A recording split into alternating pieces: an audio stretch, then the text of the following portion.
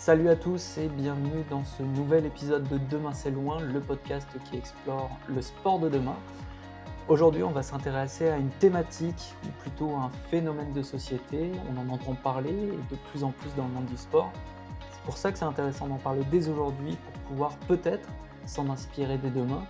Ce thème, c'est évidemment le thème du e-sport. Le e-sport qui génère des quantités faramineuses, même astronomiques, des jeux vidéo qui rassemblent plusieurs dizaines de milliers de spectateurs, des gamers qui ont le statut de superstar, des événements planétaires qui ont un écho international. Le e-sport se structure à sa façon et certainement qu'il peut apporter beaucoup au sport dit traditionnel.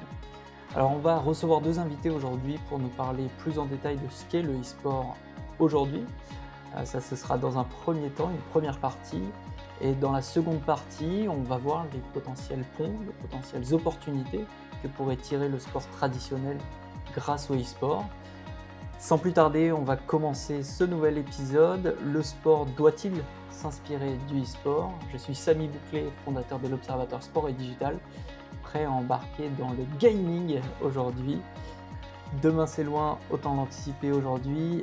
Demain c'est loin, épisode 4. C'est parti.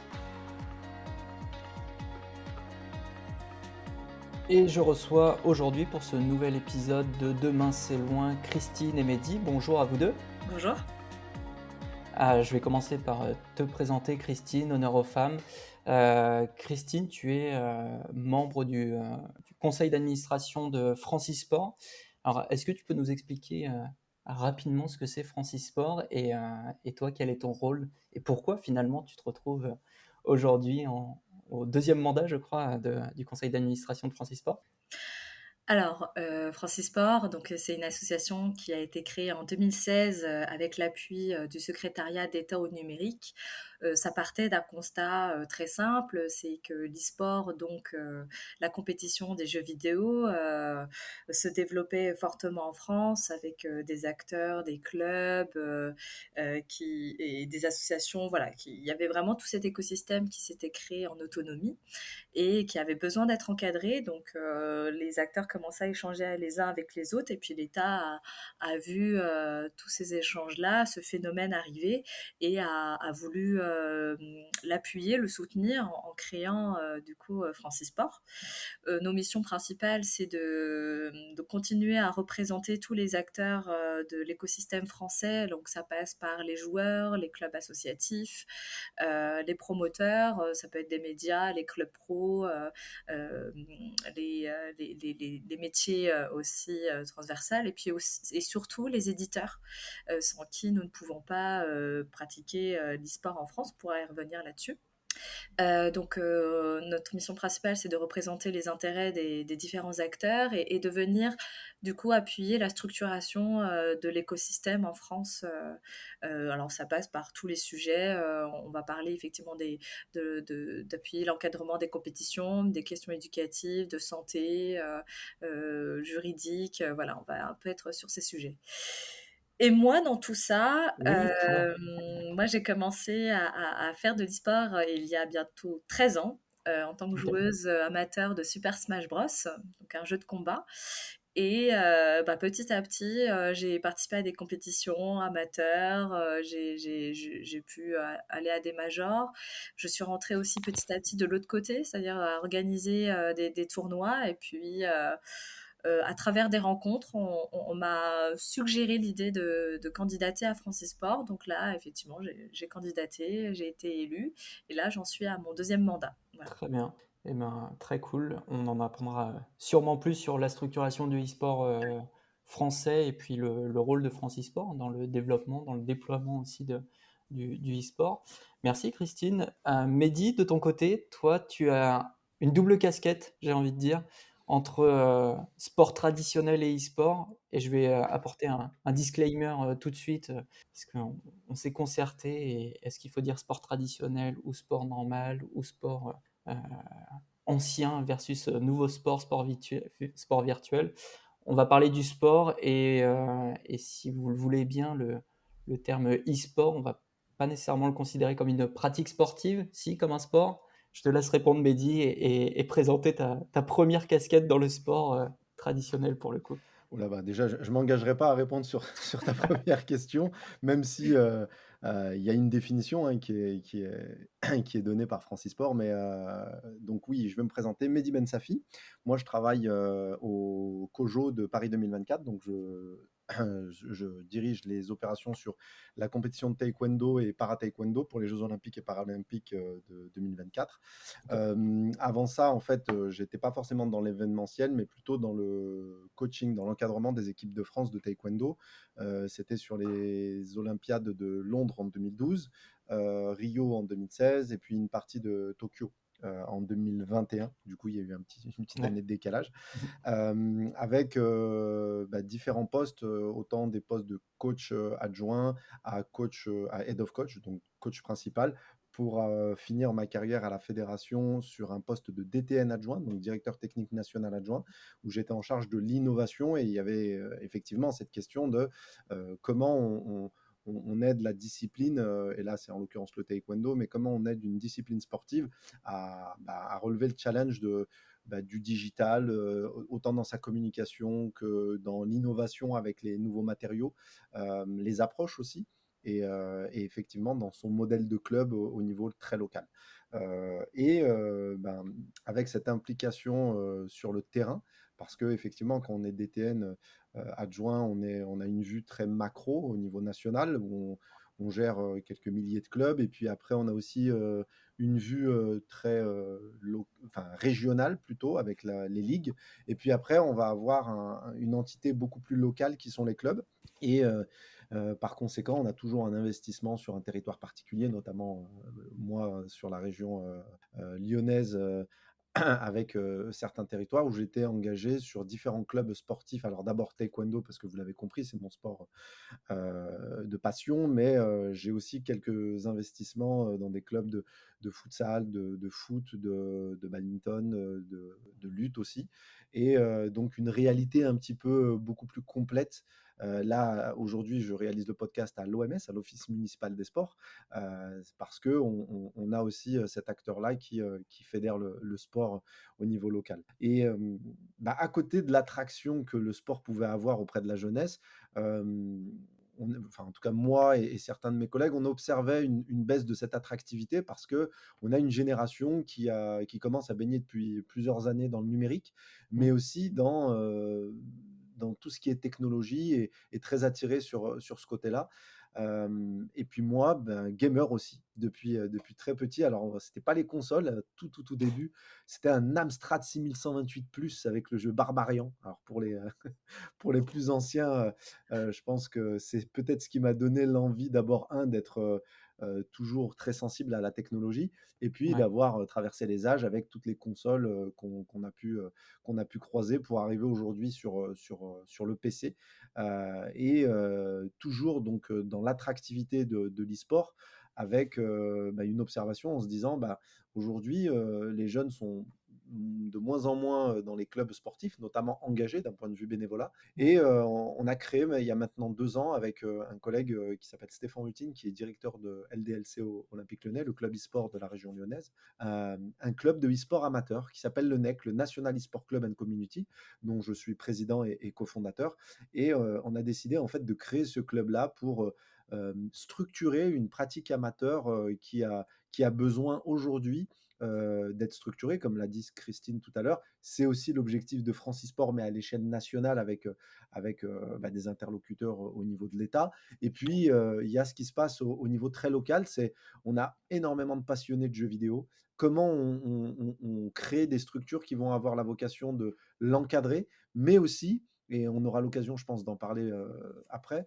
comment on se sert de cet outil qui est formidable pour la jeunesse à d'autres, avec d'autres objectifs. Ok, eh ben, très bien. Je pense que ça fera le lien justement assez naturellement entre ces deux mondes et l'objectif de cet épisode, de voir si le e-sport doit inspirer le sport ou peut inspirer d'une certaine façon le sport de demain. Donc je vous remercie déjà de participer à cet épisode et puis on va commencer tout de suite par la première partie qui est donc l'état des lieux du e-sport, où est-ce qu'on se situe et qu'est-ce que c'est finalement le e-sport à l'heure actuelle en France. Allez, c'est parti pour la partie 1.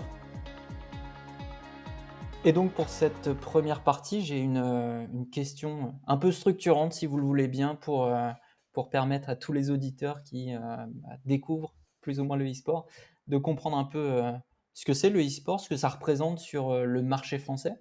Quels sont les différents acteurs? Christine, tu avais commencé à en parler dans ta présentation. On parle d'éditeurs, on parle de gamers. C'est quoi un gamer? Est-ce qu'on est tous des gamers, même avec nos smartphones en jouant à Candy Crush par exemple? Voilà, qu'est-ce que ça rassemble? C'est quoi le monde du e-sport à l'heure actuelle? Quels sont les différents rôles et les différentes parties prenantes? Alors aujourd'hui, lorsqu'on veut, donner une définition de l'e-sport, on a voulu la garder assez large. On considère que c'est tout l'ensemble des disciplines, permettant l'affrontement entre 2 personnes à travers un jeu vidéo.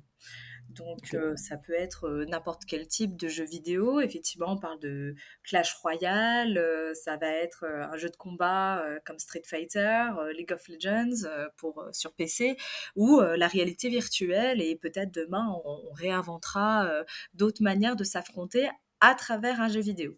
J'entends bien que c'est bien 2 personnes, vous ou moi, qui s'affrontons à travers un média spécifique qui est le jeu vidéo. On n'affronte pas l'ordinateur.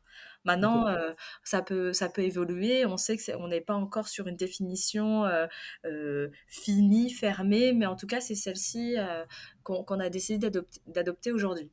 Alors si on se base sur cette définition, aujourd'hui, on considère qu'on est plus ou moins, 10 800 000 consommateurs et pratiquants d'e-sport en France. En tout cas, on fait un baromètre chaque année et là, on atteint quasiment les 11 millions de consommateurs et pratiquants, ce qui est à l'échelle grand public, quasiment, en fait, on regroupe plus ou moins les joueurs et joueuses de jeux vidéo.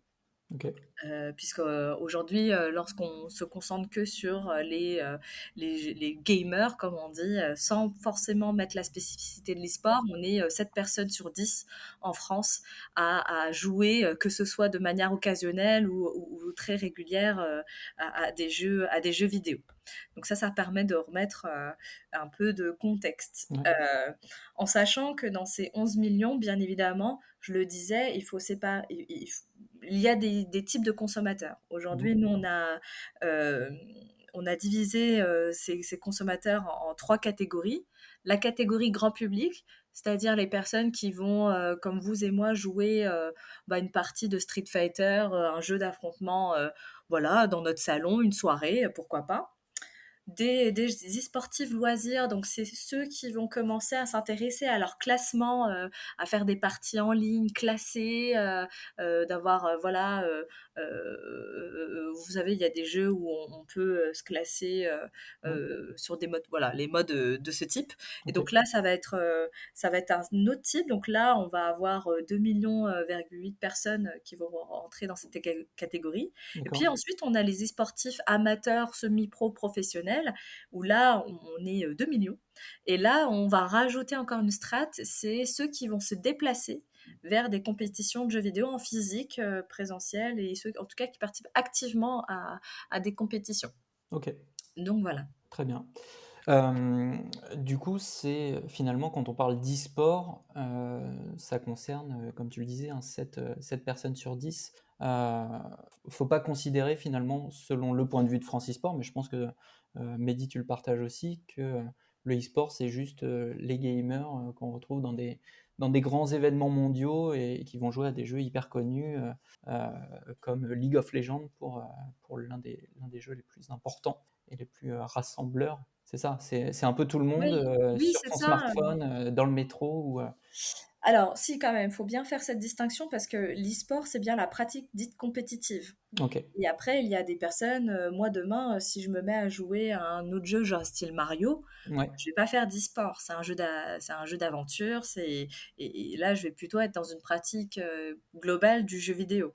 Donc là, c'est là où on rentre les fameuses 7 personnes sur 10 ok, pratiquants de jeux vidéo.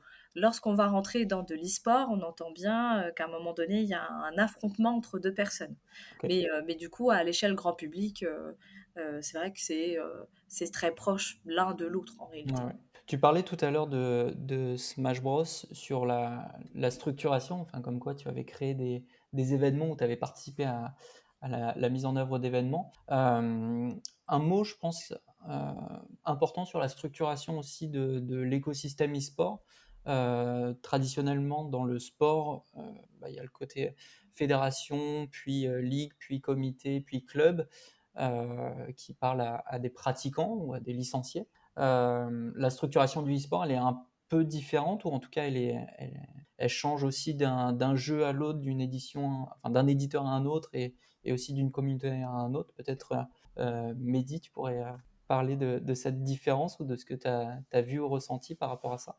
Effectivement, on a une différence dans la structuration de l'e-sport et du sport. Alors, peut-être aussi, j'aime bien le dire parce que moi, je suis quelqu'un qui vient du monde sportif et on peut se poser la question pourquoi le mot e-sport a été choisi. Et c'est peut-être cette sémantique-là qui amène quelquefois des débats, alors Ouais. qu'on aurait pu parler de e-games. Et c'est très important ce que dit Christine, c'est que ce qu'il faut retenir en fait dans l'analogie entre l'e-sport et le sport, c'est cette vraie dimension compétitive où on va affronter des gens à titre individuel ou par équipe sur un jeu. Euh, C'était juste peut-être pour recentrer parce que ça Ouais, nous ouais. permet de faire le parallèle avec cette structuration où Christine a donné aussi des chiffres hyper importants, ceux qui correspondent à ces nouvelles, enfin trois typologies de pratiques. Pour reprendre par définition les 2 publics qui sont dans l'e-sport, donc qui font de l'affrontement, il y en a, qui vont s'intéresser à leur classement, mais qui vont pas forcément, aller, se déplacer ou faire une démarche d'inscription sur une compétition, qu'elle soit physique ou en ligne. Et puis Mmh. donc on est sur les e-sportifs loisirs et puis après on va avoir des e-sportifs, amateurs où là, on a vraiment cette démarche d'inscription à une compétition en physique ou en ligne.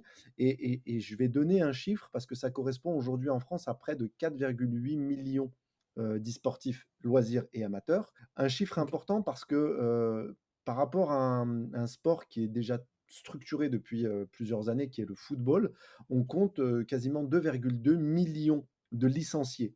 Et ces 4,8 millions, donc quasiment 2 fois plus, ce ne sont pas certes des licenciés, mais ce sont des potentiels licenciés qui iraient en fait faire une démarche d'inscription dans un club où ils auraient 2 séquences d'entraînement par semaine, ce qu'on va retrouver généralement dans le foot, et la compétition le week-end. Et finalement, ces 2 domaines-là, on est sur le foot. Si je vous donne l'état du e-sport aujourd'hui, c'est comme si on avait que les équipes de Ligue 1, c'est-à-dire les équipes professionnelles qui font leur championnat, et puis vous avez tous les passionnés de sport qui font du foot à l'extérieur, dans des parcs, dans la rue, dans des parkings, enfin, et cetera, et qui avaient aucun club de foot. C'est vraiment, en fait, l'état aujourd'hui du e-sport, Ouais. dans sa OK. structuration.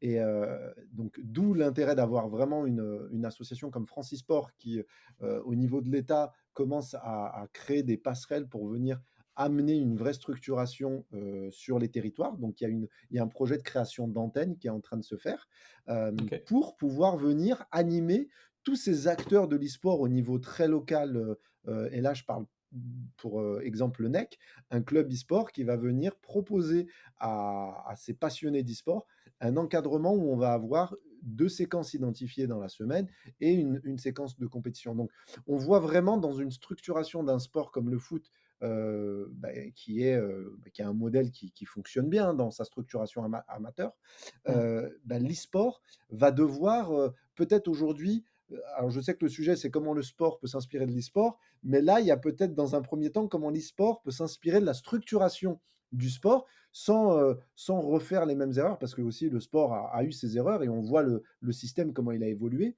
Mais comment l'e-sport peut s'inspirer de cette structuration-là pour venir, pour reprendre le terme, structurer sa pratique. Mais évidemment, maintenant, l'e-sport va, dans sa structuration, avoir un avantage, c'est que c'est un support numérique. Donc il est il utilise beaucoup d'outils, notamment, je parle des plateformes vidéo comme YouTube, Twitch, ou bien d'autres qui vont Mmh. venir réussir à capter de cette jeunesse, donc ces jeunes générations, mais en même temps faciliter certaines interactions avec le public.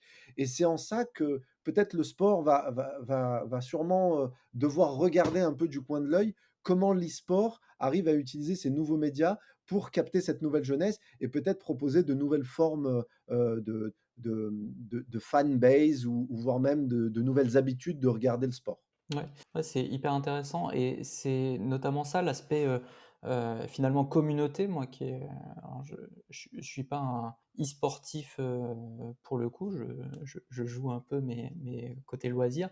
Ce qui est toujours impressionnant et quand, je recherchais notamment des informations pour préparer cet épisode, mais aussi, force est de constater l'importance médiatique grandissante du e-sport et c'est vrai que l'aspect communautaire et la force de la communauté, elle est, hyper importante. Enfin, j'ai, l'exemple de la K-Corp, notamment et la façon dont ils ont réussi à fédérer une communauté autour d'une équipe, pour le coup compétitive, sur certains jeux vidéo.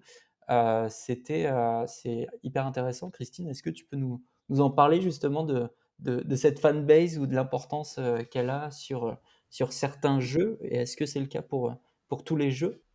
Alors, c'est vrai que l'importance de la fanbase qui s'est un peu transformée, ces derniers temps avec, effectivement, comme tu disais, des équipes d'influenceurs et là, on voit qu'il y a un basculement du modèle économique qui change, hein, en tout cas, cette fanbase, avant, elle était tournée beaucoup autour des jeux. Ouais. Donc, des fans de League of Legends, de CS:GO et on continue à avoir, voilà, ces communautés-là qui existent et on voit bien, par exemple, Overwatch, qui a été, à un moment donné très prisé et haute et qui malheureusement, parce que l'éditeur a fait des choix qui n'ont pas convenu à la communauté, a perdu en vitesse. Et aujourd'hui, la dimension commence à changer avec, comme je disais, les équipes d'influenceurs qui, en fait, là, on est moins derrière un jeu plutôt que une équipe, en tout cas une personnalité qui va, elle, ensuite investir un jeu ou deux. Et là, on le voit avec le phénomène de la Carmine Corp ou sur Valorant. Hier, en plus, ils ont fait ça à l'échelle européenne avec le France-Espagne. Voilà, Mmh. c'était assez impressionnant, la mobilisation qu'il y a aujourd'hui maintenant beaucoup derrière des influenceurs et on le Mmh. voit, il y a une émergence d'un nouveau modèle économique autour de ces derniers avec Solari qui a un peu lancé la tendance, qui a été rejoint par la Carmine Corp. Là, il y a Aegis qui est arrivé et puis et là, Récemment, ouais. la dernière en date, Gentleman Mate, pardon, qui est l'équipe fondée par Squeezie, Gotaga et Brox, du coup, typiquement.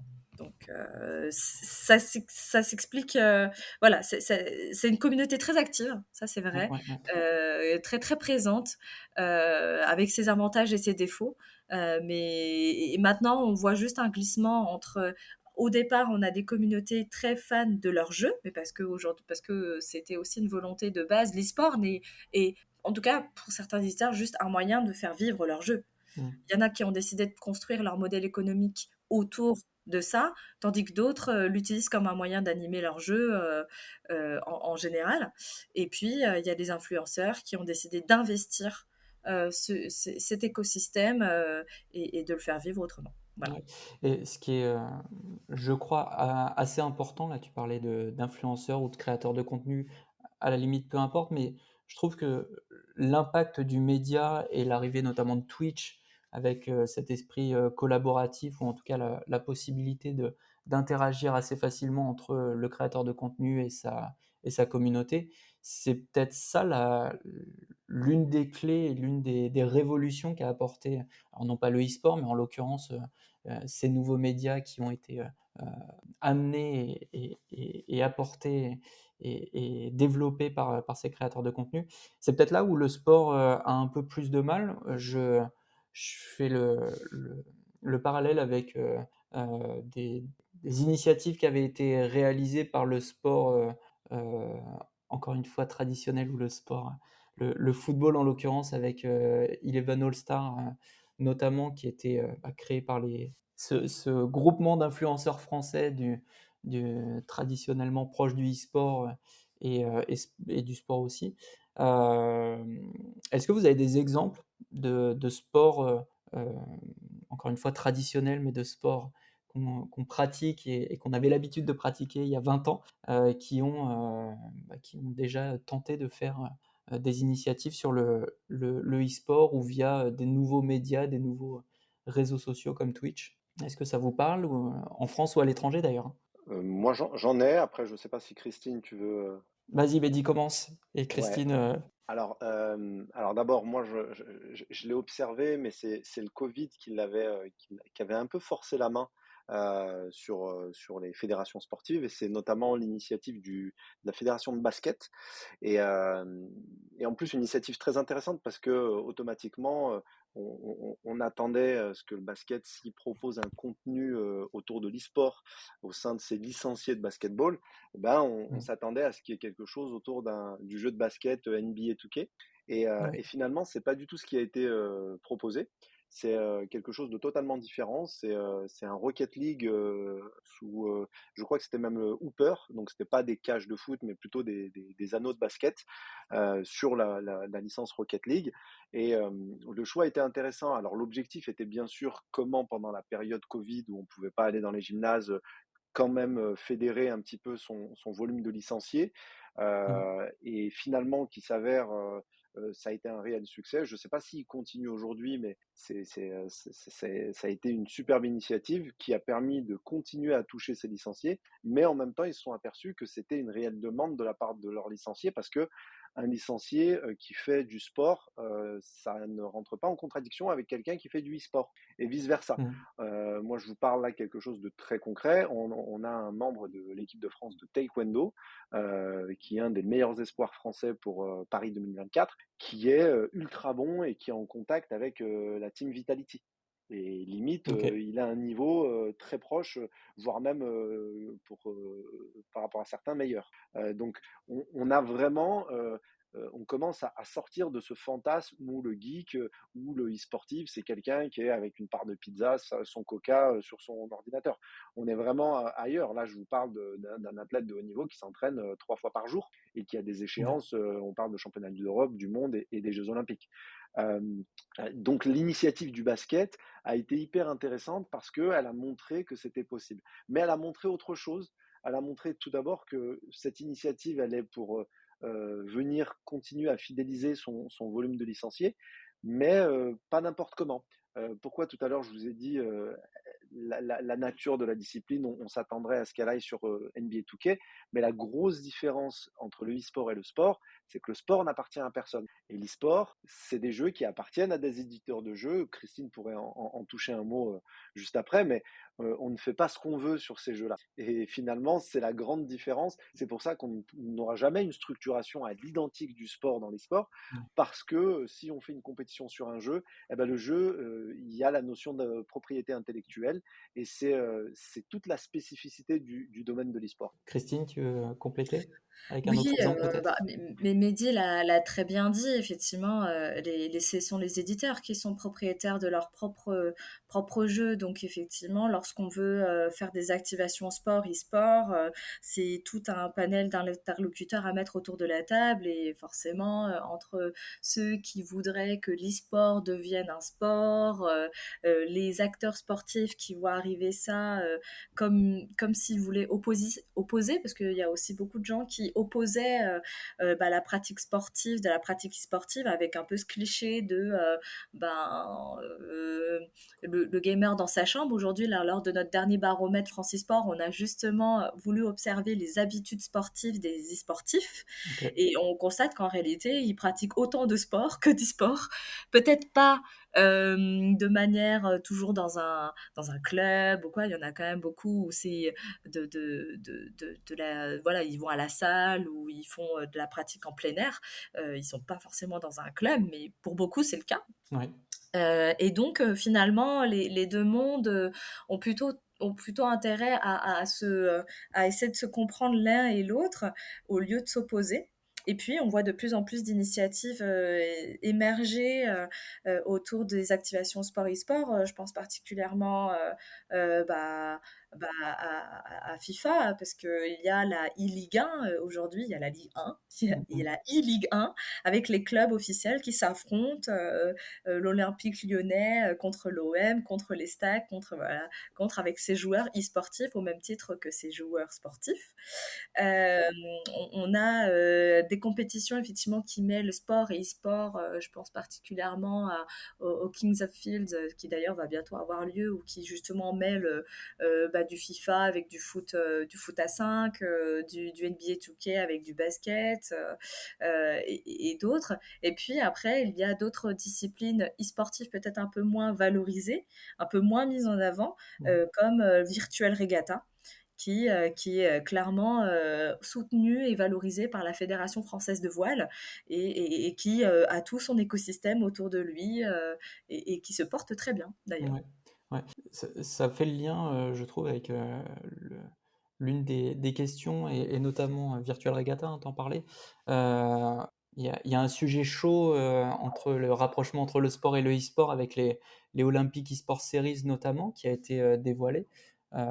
Si je recontextualise pour ceux qui n'ont pas suivi, c'est donc le CIO, le Comité international olympique, qui a déjà créé des initiatives pour se rapprocher du e-sport, et notamment, j'imagine, dans une logique de rajeunir sa base de fans, ou sa base de viewers, ou de téléspectateurs pour les compétitions internationales liées au sport. Et donc, ils ont l'ambition en 2024, si je ne m'abuse, peut-être en France si la candidature est créée et soutenue, de faire une compétition parallèle aux Jeux Olympiques. Alors, je grossis un peu le trait, mais l'idée est là d'avoir plusieurs jeux vidéo, euh, plusieurs compétitions de plusieurs jeux vidéo liés au sport. Et donc Virtual Regatta notamment, on a des compétitions de tir à l'arc, je crois, d'échecs et tout ça. Je ne sais plus exactement le nombre, mais voilà, plusieurs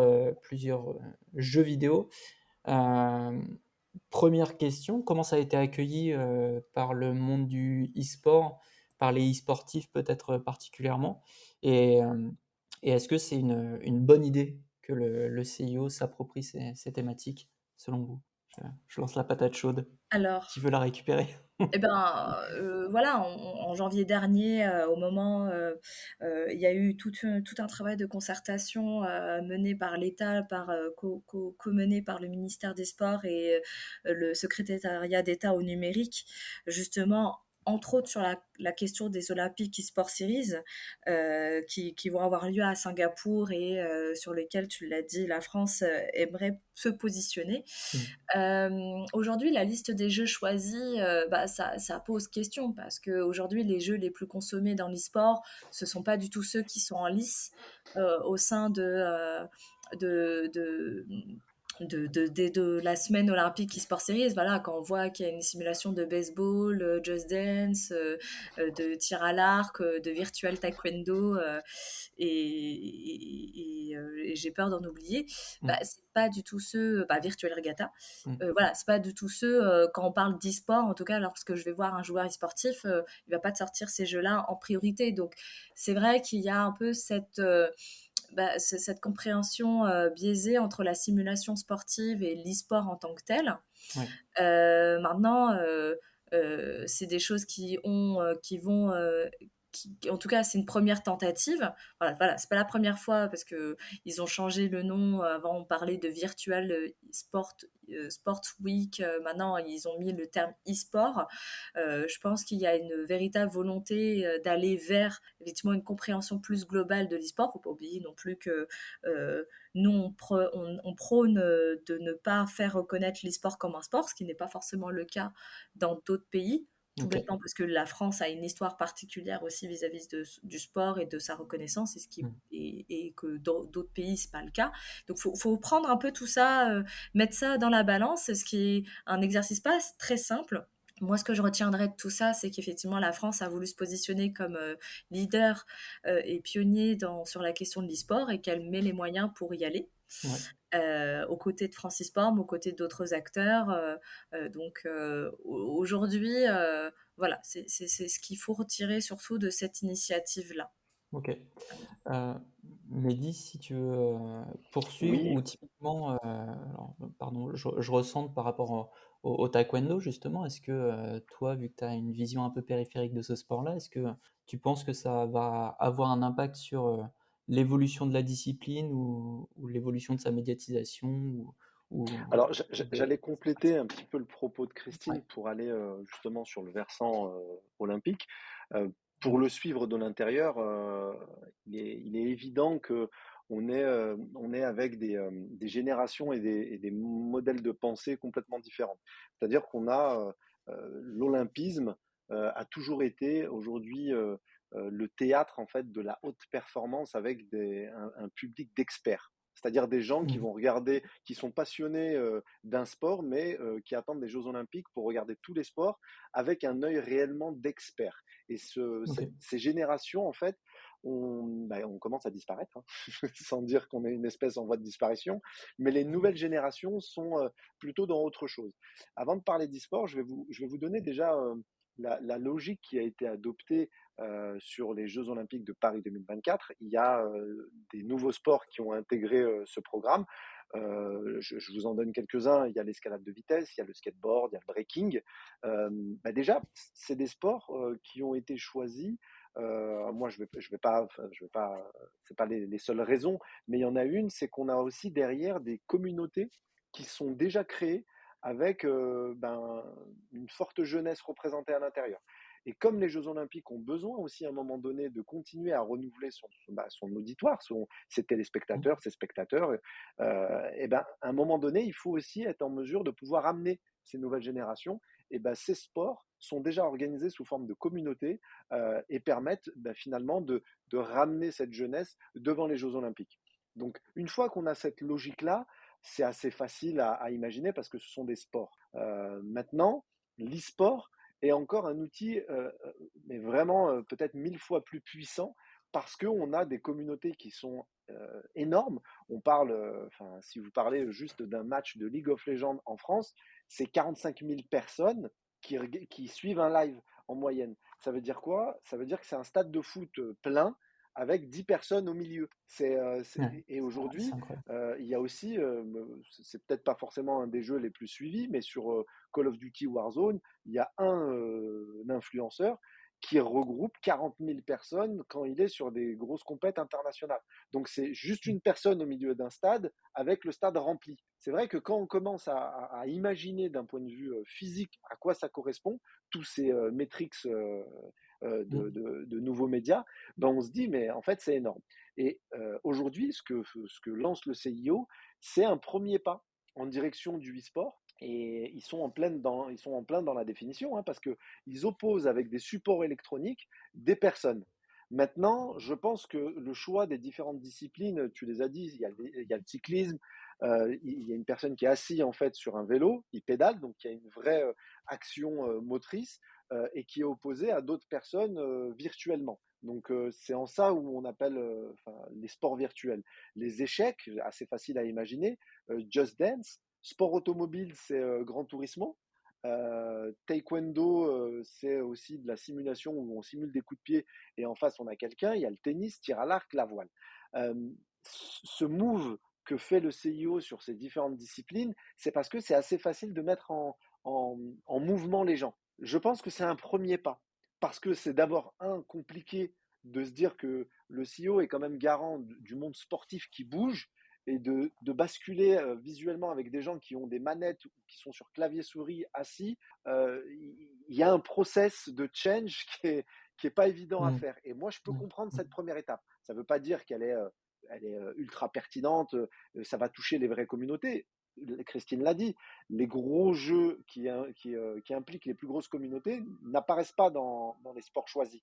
Mais je pense que c'est peut-être aussi un premier move dans ce process change qu'il faut observer. Ça, c'est le premier élément. Et puis le deuxième, pardon, et après, je vous laisserai compléter, mais Mmh. le deuxième, c'est est-ce qu'aujourd'hui, le e-sport doit rentrer dans les Jeux Olympiques ou est-ce qu'il devrait avoir sa propre compétition olympique? Parce qu'on l'a dit précédemment, il y a la question des Mmh. éditeurs de jeux qui va rentrer dans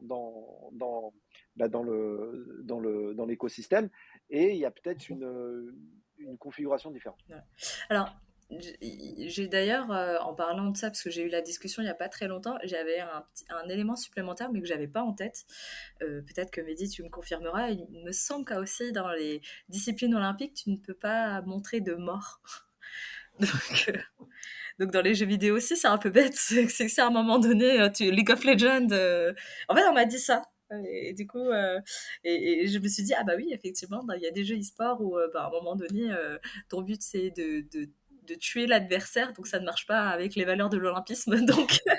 Donc écoute, on aura, Rocket League, Just Dance et voilà, que des jeux où on ne voit pas de mort apparente, Mais donc moi j'étais là, j'ai fait: «Ah oui, OK». Donc c'est voilà, ça c'est pour, aussi un élément supplémentaire, mais que je ne sais pas, voilà, on m'a dit ça il y a pas très bon, longtemps. mais c'est vrai que effectivement l'enjeu en termes de marque aussi, j'imagine, quand on est le CIO et qu'on a une marque forte qui s'appelle les Jeux olympiques, hem, peut-être que c'est montrer de la violence, à travers des écrans, c'est peut-être, enfin au-delà des morts, même de la violence, du sang, c'est peut-être pas, forcément l'idéal et ça correspond pas nécessairement à l'imaginaire qu'on veut se faire de l'olympisme en particulier.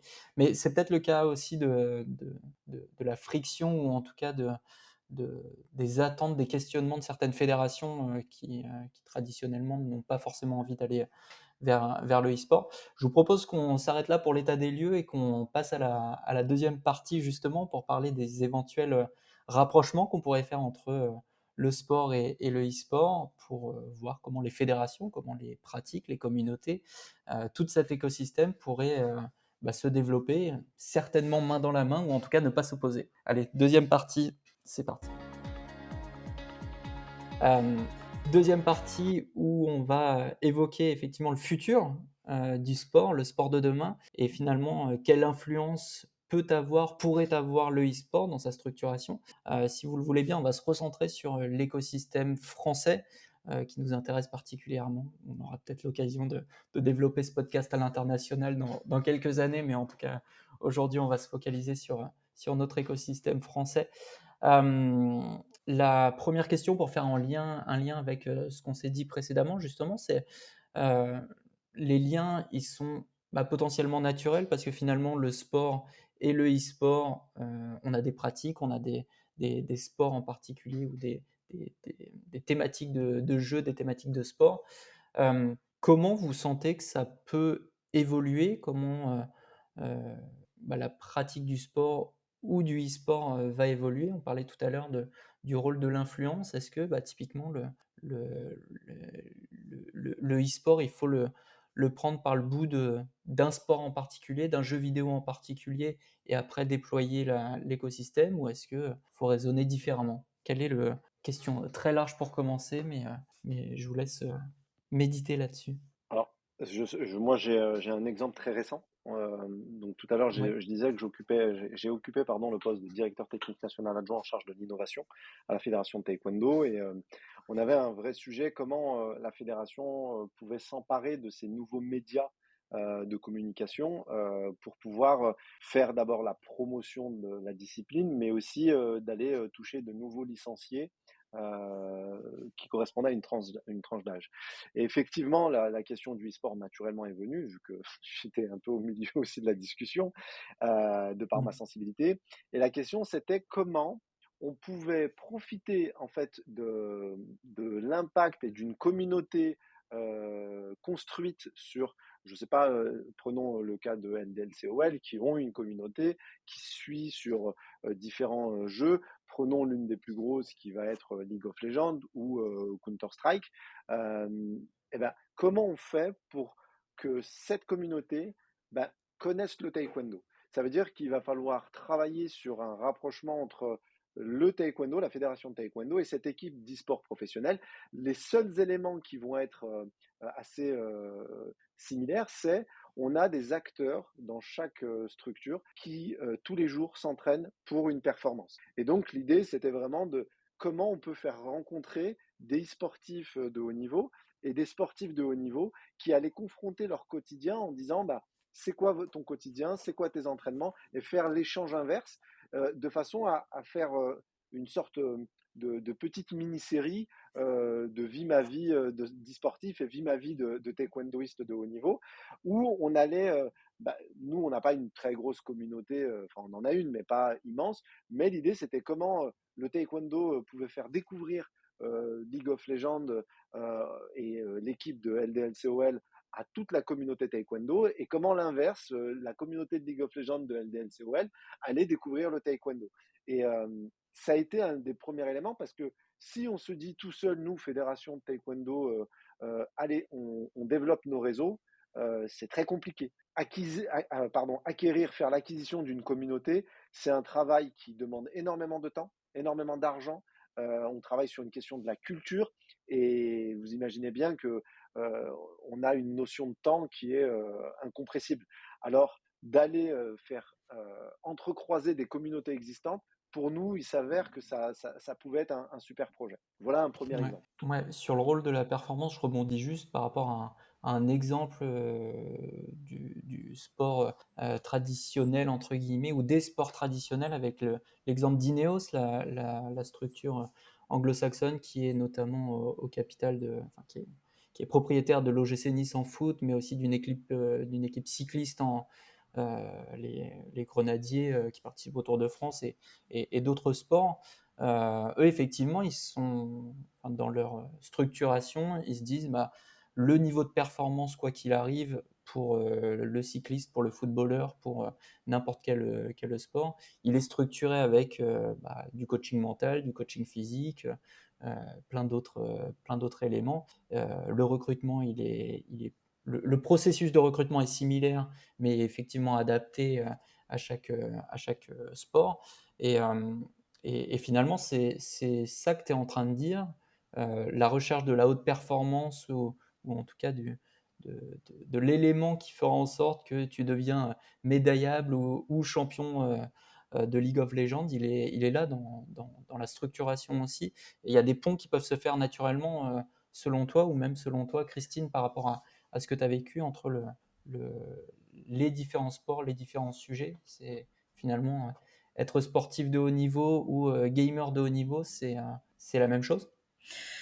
Bah, en tout cas, il y a des choses, qui sont similaires. Effectivement, lorsque moi j'ai commencé il y a 13 ans, il n'y avait pas du tout, ce rapprochement, en tout cas avec les métiers, de préparateur mental, on parlait, très peu de la question santé aussi, de la question, de la préparation, de l'échauffement physique, de la partie, donc je disais mentale, mais également, le côté nutritionnel, voilà, les troubles du sommeil, enfin voilà, d'avoir un vrai rythme de sportif. Mm-hmm. Et cet encadrement-là, il était très peu présent. Aujourd'hui, on voit qu'il se développe à pleine balle, qu'on a de plus en plus de préparateurs et de gens qui veulent se professionnaliser là-dessus. Donc on voit qu'il y a une vraie influence du sport dans l'encadrement du e-sportif de haut niveau.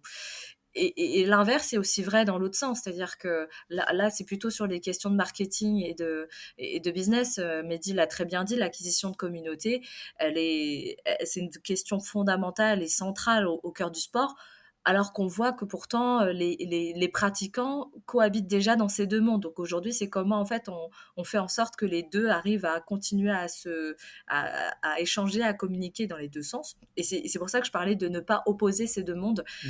et de juste faire en sorte que un jour je vais faire du foot et le lendemain je vais faire ma partie de League of Legends, et de créer ces espaces-là en commun.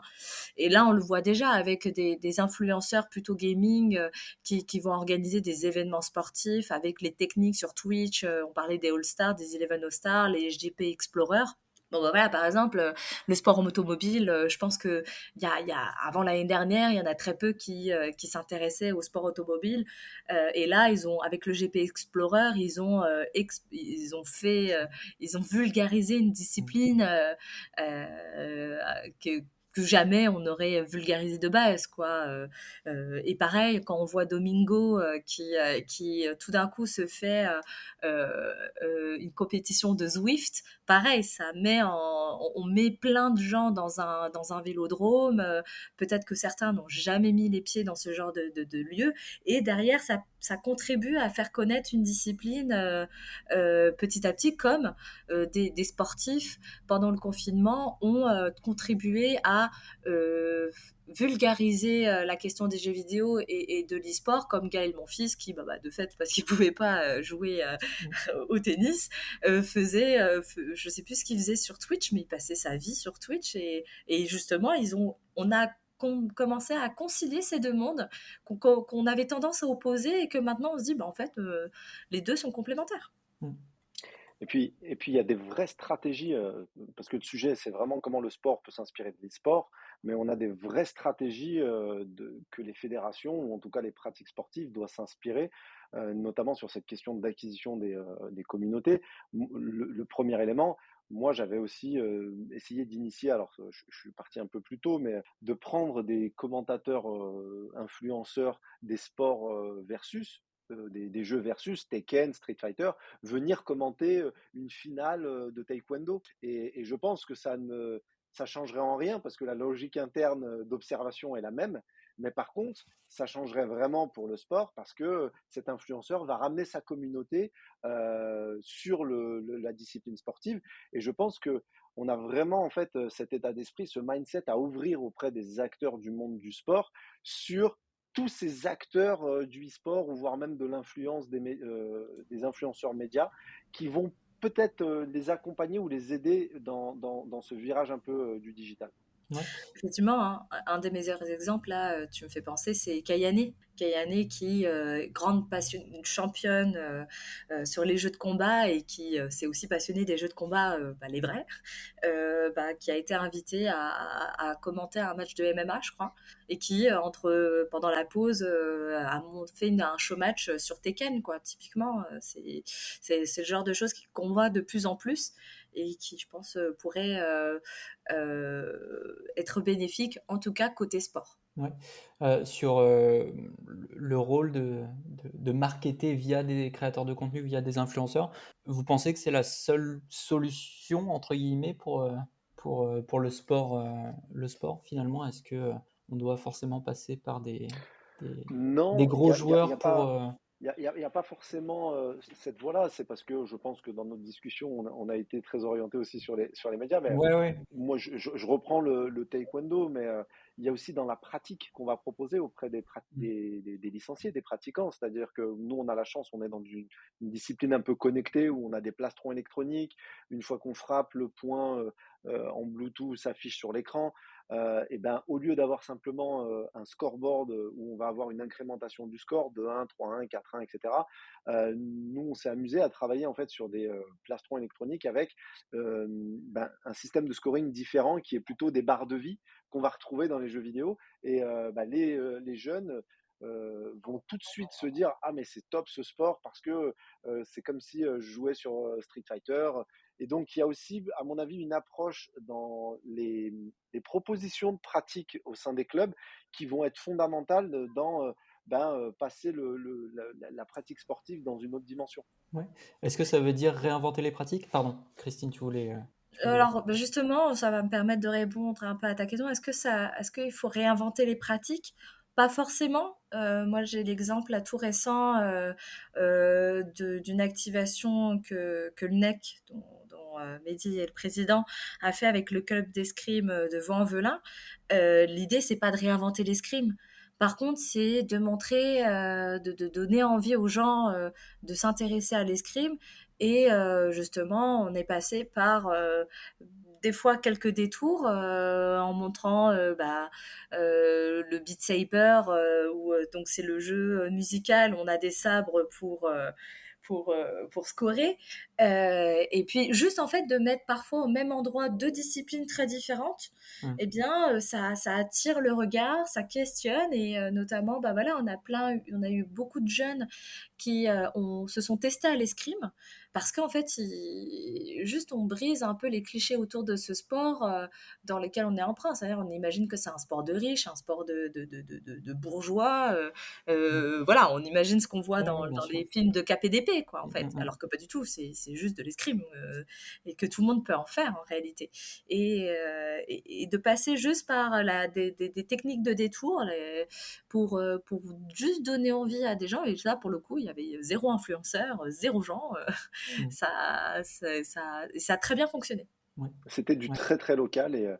Et d'ailleurs, nous, pourquoi j'étais à l'OMS aujourd'hui, c'est que on a un réel partenariat, en fait, le NEC et toutes les disciplines sportives, parce qu'on veut organiser des événements comme celui que Christine vient d'évoquer pour attirer, en fait, des jeunes, parce que le gaming attire, l'e-sport attire, Mm. et puis de faire découvrir la lutte, de faire découvrir l'escrime, faire découvrir des sports qui n'ont pas forcément, ben, que les jeunes n'ont pas forcément l'habitude de voir. Ok, hyper intéressant. Je fais le lien, alors peut-être que je suis hors sujet, mais effectivement avec l'escrime qui a initié la discipline du sabre laser, je ne sais pas le nom officiel, mais en tout cas qui s'est ouvert finalement à la pop culture. C'est peut-être ça l'enjeu aussi pour les fédérations, de savoir mieux écouter, ou peut-être pas mieux, mais en tout cas d'écouter les nouvelles générations notamment. Forcément, désormais, les nouvelles générations sont des digital natives, donc forcément, ils sont nés et ils ont grandi avec des écrans et donc avec des nouveaux médias. Mais effectivement, si on veut peut-être poursuivre et se dire que le e-sport, c'est pas que générationnel et c'est pas que quelque chose qui s'adresse aux 15-25 ans. Finalement, ça s'adresse à tout le monde et on en est tous les trois, je pense. On n'a pas 25 ans. Enfin, je crois pas. Christine peut-être, Pour le coup, mais en tout la meilleure preuve, c'est qu'aujourd'hui en France, on a une compétition de Weebulling senior. ok. Donc l'idée, et ça partait d'un constat très simple, c'est qu'on voulait, c'est une association donc qui s'appelle Silver Geek et qui porte cette compétition et qui voulait avoir une activité auprès des seniors, retravailler sur la question de l'inclusion numérique et créer des ponts intergénérationnels et quoi de mieux que les jeux vidéo Ouais. pour créer ce pont intergénérationnel avec justement la Wii qui on n'est pas assis, enfin faut vraiment jouer avec, enfin voilà, faut faire le lancer quoi. Et on voit que ça crée tout un engouement autour de cette compétition avec nos seniors sur scène qui vibrent. Enfin, vraiment, moi j'ai vécu plusieurs événements autour de ça et je vous invite vraiment à vous intéresser, à regarder ce qu'ils font et c'est assez incroyable tout l'engouement qu'il y a autour. Pour continuer sur la discussion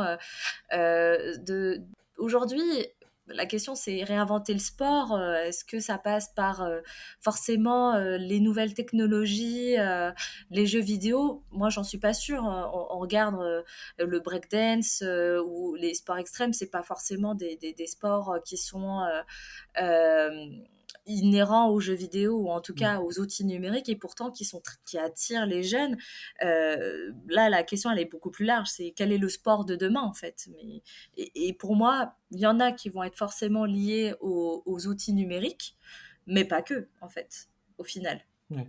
Parce qu'on voit par exemple, alors là je mets un peu, je suis un peu hors sujet, mais on parle aussi du chase tag, qui est une discipline quand même très physique, ma foi, et Ok. pourtant, Tu peux en dire deux, trois mots du chess tag le pour chase tag, je c'est connais pas. juste l'évolution un peu vénère, un peu énervée du jeu du chat et la souris, quoi. Genre.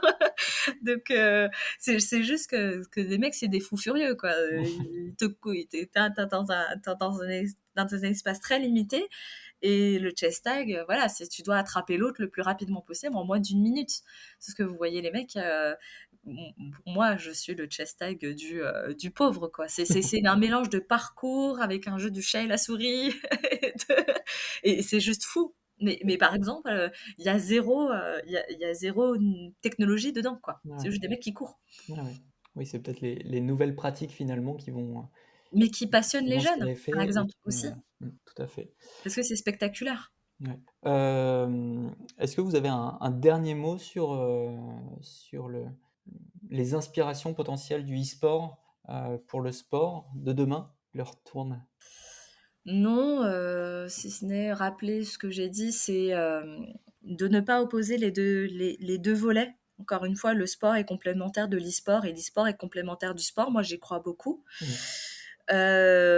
Est-ce qu'aujourd'hui, moi je rappelle aussi que la France ne veut pas, en tout cas nous, on ne veut pas se positionner comme faire reconnaître l'e-sport comme un sport et je sais que c'est beaucoup au cœur des débats, notamment pour une question fondamentale qui est que les jeux e-sport appartiennent à des éditeurs et qu'en plus, on a toute une politique très particulière avec le code du sport. Et aujourd'hui, faire rentrer l'e-sport dans le code du sport, eh ben, je vous souhaite bonne chance. Mais ça ne marche pas, Mm. désolée. Donc voilà, c'est peut-être pour rappeler peut-être ces 2-3 éléments de base qui souvent posent question lorsqu'on parle de sport et e-sport. Ok. Mehdi, peut-être? Pour aller, pour aller dans le sens de Christine, l'idée est pas du tout d'opposer les deux, mais plutôt au sport. Et là, c'est vraiment un message aux collègues et amoureux du sport, c'est de ne pas avoir peur de s'armer de cette agilité pour faire soit évoluer la discipline. Et quelquefois, Christine a totalement raison, il n'y a pas la discipline à réinventer, mais peut-être les approches des communautés. Ok, ok.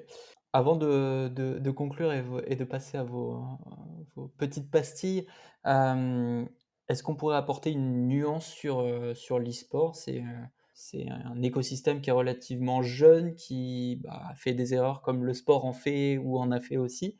Euh, Où est-ce qu'on en est du e-sport? Est-ce qu'il y a une sorte de remise en question sur peut-être la structuration, peut-être l'importance des médias? Je pense à Twitch, je pense euh, aux innovations ou aux disciplines ou aux pratiques Bah, tout- qui ont changé. enfin, pour répondre à cette question, enfin, après Christine, tu compléteras, ou tu donneras ton opinion, mais moi je pense que l'e-sport a peut-être aussi été victime de ce qu'elle représentait aux yeux de monsieur, madame, tout le monde, qui est une superbe compétition, strass et paillettes, tout de suite le monde professionnel.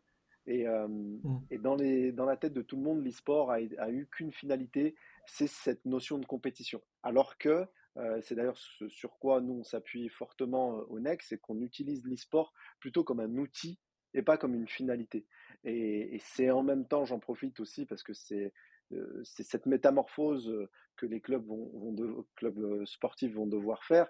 C'est en fait, on a des vrais enjeux sociétaux sur les territoires qui vont être la lutte contre le décrochage scolaire, l'insertion professionnelle, qui vont être aussi la lutte contre la fracture numérique. Et finalement, un club de e-sport peut aussi, parce que il a une très forte attractivité auprès de la jeunesse, parce que il y a des équipements qui permettent aussi d'utiliser dans le cadre d'autres fonctions. Et finalement, c'est peut-être sous ce prisme-là où on va avoir des structures associatives avec un modèle économique qui va permettre en fait à la structure d'entrevoir une vraie viabilité, où en fait certains clubs e-sportifs se sont jetés dans la pratique compétitive avec une dimension très commerciale. Et finalement, Mm. c'est un monde utopique. Ça a peut-être été là l'erreur, en tout cas une des erreurs à mon avis de l'e-sport. Et aujourd'hui, c'est ce que fait Francisport en structurant son association au niveau des territoires pour accompagner les clubs à avoir une vraie démarche plus socialement responsable. Ok. Oui, effectivement. Bah, de toute façon, l'e-sport s'est développé très vite, peut-être trop vite. Même nous, enfin, on le voit dans la structuration, on est face à 1 milliard de demandes. Moi, c'est ce que je n'arrête pas de dire, c'est qu'on est au tout, tout, tout début de la montagne.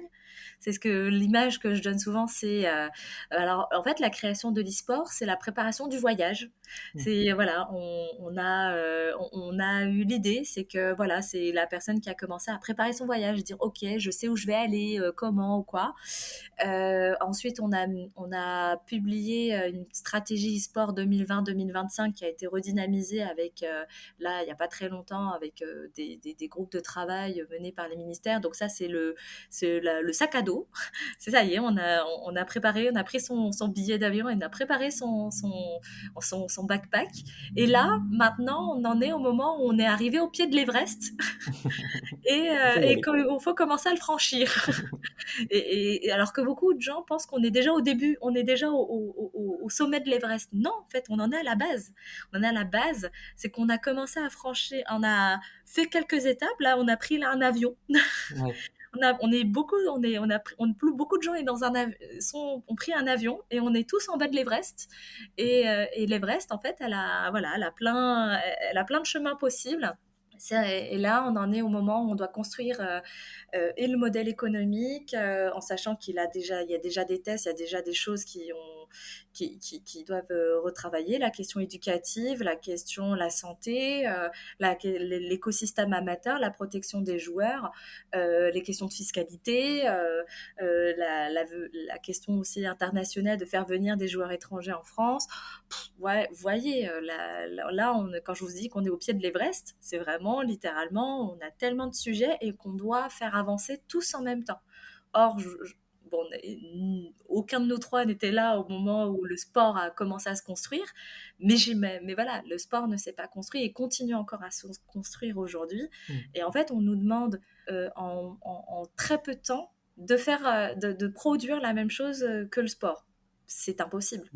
Et là-dessus, je dirais qu'il faut se laisser du temps, observer, aussi agir, parce qu'il y a aussi le défaut de beaucoup d'attentes et pas beaucoup de gens à mettre la main à la pâte. Il y a aussi ça. C'est l'e-sport, on en attend beaucoup, mais voilà, il faut se dire qu'on est au tout début de l'Everest, quoi. Petit exemple, et j'arrêterai là-dessus, mais il y a une pratique sportive qui n'est pas fédérée, mais par contre qui est un peu plus dans le contexte de l'e-sport, c'est l'UFC. L'UFC utilise énormément les codes de l'e-sport. Ils ont une communauté, ils utilisent les médias comme pas possible, ils ont une vraie structuration professionnelle. Mais par contre, il n'y a pas de club amateur, il n'y a pas de structuration à la base, et c'est une pratique sportive. C'est juste pour faire peut-être le petit lien. C'est vrai. Ok, merci à vous en tout cas pour ces pistes de réflexion qu'on abondera et je l'espère que d'autres acteurs du sport ou du e-sport s'approprieront et poursuivront la discussion tous ensemble sur nos réseaux sociaux. Je précise que on indiquera les liens et tu parlais notamment de stratégie e-sport 2025. Christine, on mettra les liens dans la description du podcast évidemment pour pouvoir poursuivre les échanges et poursuivre la réflexion. On va passer maintenant aux cartes blanches. Christine, tu voulais nous parler d'une recommandation que tu avais. Je te laisse la liberté de ton, la liberté de parole et surtout le bâton de la parole. Vas-y. Eh bien, à côté de ma passion pour l'e-sport, je vais continuer là-dessus puisqu'on est sur ce thème. Moi, je consomme énormément d'animes et de mangas et on sait que c'est aussi un média très présent chez les jeunes. Je voudrais vous faire découvrir un anime chinois qui s'appelle, le nom anglais c'est The King's Avatar et qui parle donc d'un jeu e-sport fictif et dont le meilleur joueur, le plus reconnu, notre Gotaga, voilà. Et bien en fait, il est obligé de prendre sa retraite suite aux mauvais résultats de son équipe. Et donc en fait, on suit son aventure de reconstruction après, du coup, avoir dû prendre une retraite plus ou moins forcée. Et ça nous permet en fait à travers des épisodes à découvrir un peu un visage e-sportif, comment ça se passe, le rapport aux équipes pro, la communauté, le fait de vouloir jouer aussi tout bêtement, parce qu'avant d'être un professionnel, on est aussi un passionné. Et j'ai trouvé cet anime hyper intéressant et que je trouvais qu'il était très juste aussi dans sa manière de montrer l'e-sport. Alors bien évidemment, on est sur un jeu fictif, mais je vous invite vraiment à le regarder. Il y a 2 saisons aujourd'hui Okay. et un film voilà. Et donc The King's Avatar, un anime chinois très intéressant. Super. Mehdi, est-ce que tu avais de ton côté un projet coup de cœur ou quelque chose que tu voulais nous montrer et nous développer? Oui, en fait, je voulais juste faire un tout petit focus sur tous ces clubs de sport, et là, je parle de toutes disciplines confondues, qui aujourd'hui ont compris que le sport de haut niveau, c'est bien, mais c'est un petit pourcentage des licenciés d'un club, et qu'aujourd'hui, un club va avoir beaucoup plus de chances de survie, de financement, et là, on parle clairement de financement, quand il va s'approprier ces enjeux sociétaux. Je ne l'ai pas dit tout à l'heure, mais moi, je suis aussi, je dirige une association qui s'appelle Synergie Family, qui fait de l'innovation éducative et inclusive. Et ces thématiques-là, en fait, les clubs de sport sont un véritable outil d'attractivité qui va permettre d'avoir un réel impact sur les trajectoires de vie des gens. Et vraiment, les clubs sportifs, autant on a parlé d'avoir de l'agilité sur s'approprier les outils médias, numériques, et voire même comment travailler avec l'e-sport, mais je les invite vraiment parce que c'est ce que fait en ce moment les plus grosses structures en France de sport, c'est de s'intéresser à ces thématiques qui ont un réel enjeu sur la vie de nos jeunes générations. Ouais. Je poursuis juste sur ta carte blanche, effectivement, enfin, on en parle et c'est l'objet aussi de NEC, hein, le maillage territorial, il est hyper important, le côté RSE, il est hyper important, et j'allais dire c'est marrant, mais c'est à la limite normal quand on parle du sport de demain, c'est des réflexions qui sont constantes finalement parmi tous les experts qu'on invite, justement, de s'inclure davantage et de faire société finalement avec toutes les expertises. Donc, merci en tout cas pour cette carte blanche. On va conclure cet épisode. Je voulais vous remercier, Mehdi et Christine. Avant de nous quitter, peut-être une ou deux actualités sur vos organisations respectives, tant qu'à faire. Christine, Francisport, c'est quoi les gros enjeux des mois qui arrivent? Alors, Francisport, on sera certainement présent sur quelques événements majeurs sur Paris. Je tease pas trop. Genre dire, suivez-nous sur nos réseaux sociaux, devenez adhérents aussi. L'association est ouverte à tous, notamment pour les joueurs. C'est une adhésion gratuite. Ok. Donc voilà, Francisport a pas mal de pain sur la planche en ce moment. Et oui, on va être présent sur des événements à droite, à gauche. Donc, si vous souhaitez venir à notre rencontre, vous aurez toute l'occasion de le faire. Notre grosse actualité, elle est aussi autour du déploiement de nos antennes régionales. Donc, on en a 2 qui ont été créées là, Île-de-France et la région Sud. Et on va avoir prochainement une autre assemblée générale là, justement pour pouvoir, je l'espère, ouvrir d'autres antennes avant la fin de l'année. Super. Et Mehdi, de ton côté, tu peux nous parler des actualités ou des projets de NEC? Bah oui, alors le NEC a ouvert ses portes au grand public depuis maintenant 2 semaines. Donc on vous invite, si vous êtes sur la métropole de Lyon, de passage ou vous y habitez pas très loin, le NEC est à Vanvelin et pareil, vous pouvez nous suivre sur nos réseaux. Et puis non, la suite, c'est vraiment de lancer nos premiers events. De façon à faire découvrir la structure. Et puis, on est en train de faire notre petit recrutement de nos équipes e-sport parce que c'est aussi un club e-sport à part entière qui va démarrer dès septembre. Merci à vous deux pour votre présence, pour votre disponibilité et pour vous être mouillés finalement sur ces deux thématiques qui sont pas si éloignées, on l'a vu à l'occasion de ce podcast. Je vous souhaite une bonne journée, une bonne fin de semaine puisqu'on est vendredi, le jour où on enregistre ce podcast. Et à très vite pour poursuivre les échanges, peut-être sur les réseaux sociaux ou peut-être ailleurs. Merci à vous. Merci Merci. beaucoup. C'est la fin de cet épisode, j'espère sincèrement qu'il vous a plu. Si vous souhaitez poursuivre l'échange sur le e-sport, on se donne rendez-vous sur la page LinkedIn de l'Observatoire Sport et Digital.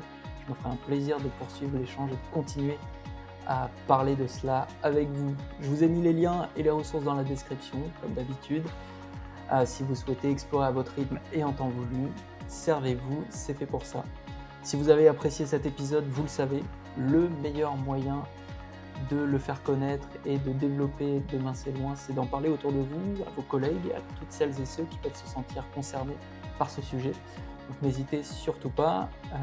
Et si vous voulez aider à la visibilité de l'épisode et de Demain c'est loin plus généralement, le moyen le plus efficace, c'est de mettre 5 étoiles à cet épisode. Ça vous coûte 2 secondes de votre temps et ça fait une énorme différence. Donc merci d'avance de nous aider de cette façon. On se donne rendez-vous prochainement pour parler et explorer une nouvelle fois le futur du sport. En attendant, n'hésitez pas à vous abonner pour être notifié de l'apparition d'un nouvel épisode. Je vous remercie pour votre écoute et sincèrement pour votre fidélité. Je suis Samy Bouclé, fondateur de l'Observatoire Sport et Digital. On se retrouve sur les réseaux sociaux ou ici prochainement pour un nouvel épisode. En attendant, n'oubliez pas de penser à demain, même si demain c'est loin. Salut.